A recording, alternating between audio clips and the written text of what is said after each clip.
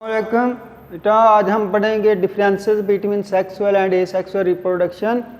तो पहला डिफरेंस आप देख रहे हैं कि सिंगल पेरेंट जो है वो एसेक्सुअल रिप्रोडक्शन कर सकता है और सेक्सुअल रिप्रोडक्शन में आमतौर पे दो पेरेंट होते हैं। लोअर एनिमल्स में एक भी हो सकता है, लेकिन आमतौर पे वो कोशिश करता है कि अपने एग और स्पर्म को नाम लाया जाए, बल्कि स्पर्म किसी को दे दें और किसी से स्पर्म हासिल कर लें। एसेक्सुअल रिप्रोडक्शन माइटोसिस के ज़रिए होगी और जिस तरह के जीन पेरेंट में होंगे उसी तरह के उसके बच्चों में हो जाएंगे। इसलिए आइडेंटिकल ऑफस्प्रिंग, एक जैसे बच्चे पैदा होंगे, उनमें आपस में भी डिफरेंस नहीं होगा और पेरेंट से भी उनका कोई डिफरेंस नहीं होगा। जबकि सेक्सुअल रिप्रोडक्शन मियोसिस के ज़रिए होगी और मियोसिस के ज़रिए जो एग या स्पर्म बनते हैं वो पेरेंट सेल से डिफरेंट हो जाते हैं और उनके मिलाप से जो बच्चे बनते हैं वो भी पेरेंट से डिफरेंट हो जाते हैं। तो तीसरा पॉइंट यही है कि सेक्सुअल रिप्रोडक्शन में आइडेंटिकल ऑफस्प्रिंग होते हैं और यानी एक जैसे बच्चे पैदा होते हैं, और सेक्सुअल रिप्रोडक्शन में नॉन आइडेंटिकल बच्चे होते हैं जो एक दूसरे से डिफरेंट होते हैं और इसलिए उनके बचने के चांसेस जो हैं वो ज़्यादा होते हैं। नंबर 4, एसेक्सुअल रिप्रोडक्शन में जैसे पहले मैंने बताया था कि रैपिड इंक्रीज़ होता है, बड़ी तेज़ी से जानदारों की नस्लें पैदा होती हैं, अफराद की तादाद में, आबादी में बड़ी तेज़ी से इजाफा हो जाता है। सेक्सुअल रिप्रोडक्शन में इतनी तेज़ी से इजाफा नहीं होता।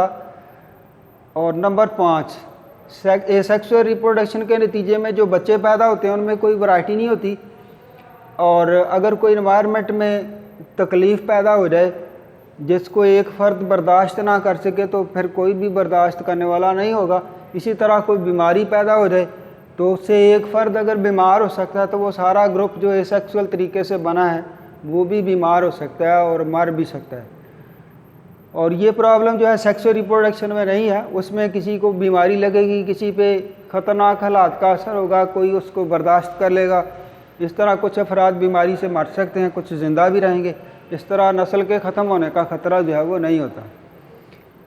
भी इसके बाद है पार्थिनोकार्पी, यानी fruit formation without fertilisation and seed production, यानी फर्टिलाइजेशन नहीं होगी और ओवरी पक के फ्रूट बन जाएगी और उसमें सीड भी नहीं होगा, सीडलेस फ्रूट पैदा होंगे। ये इसका बड़ा बेनिफिट है कि आपको फ्रूट खाते वक्त बीज नहीं निकालना पड़ेगा।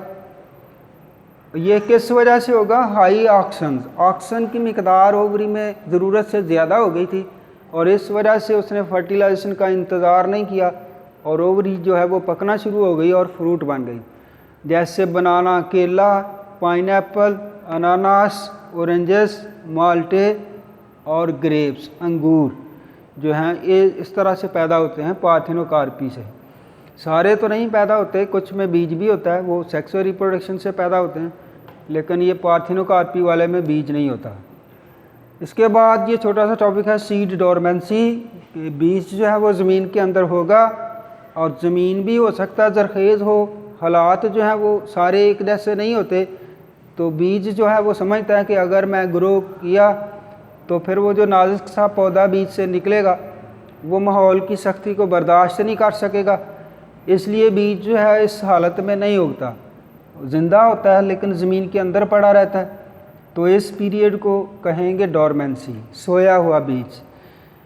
तो एम्ब्रियो जो है इस अपनी ग्रोथ को बंद कर देगा इस हालत में, लेकिन ज़िंदा रहेगा, और जब अनफेवरेबल कंडीशन गुजर जाएंगे तो फिर उसकी ग्रोथ शुरू होगी। इस तरह उसके ज़िंदा रहने के चांसेस जो हैं वो बढ़ जाएंगे। मसलन जो बीज जो है वो गर्मियों में उगते हैं तो सर्दियों में वो ज़मीन के अंदर पड़े रहते हैं लेकिन ग्रोथ नहीं करते। सर्दियों में अगर वक्ती तौर पे बादल ना हो, हवाएं ना चलें, धूप पड़े तो बाहर उतनी सर्दी नहीं होती, लेकिन वो आर्जी पीरियड होता है, उसको कहते हैं वार्म स्पेल। तो फिर भी वो बीज नहीं उगेंगे जो गर्मियों में उगते हैं। जब उनके सारी निशानियां पूरी नहीं हो जाएंगी उनके सीज़न की, उस वक्त तक वो ग्रोथ नहीं करेंगे। इसी तरह जो सर्दियों में ग्रोथ करते हैं वो बीज गर्मियों में ग्रो नहीं करेंगे, क्योंकि वो गर्मियां जो हैं उसको बर्दाश्त नहीं कर सकते। अब इसके बाद है fruit set and fruit ripening. Fruit set का मतलब यह है कि ओवरी दरख्त के साथ ही लगी रहे और वहीं पे डेवलप करे, बड़ी हो जाए, फ्रूट बन जाए, पक जाए, तो इसको कहते हैं फ्रूट सेट। फ्रूट राइपनिंग का मतलब फ्रूट का पकना होता है।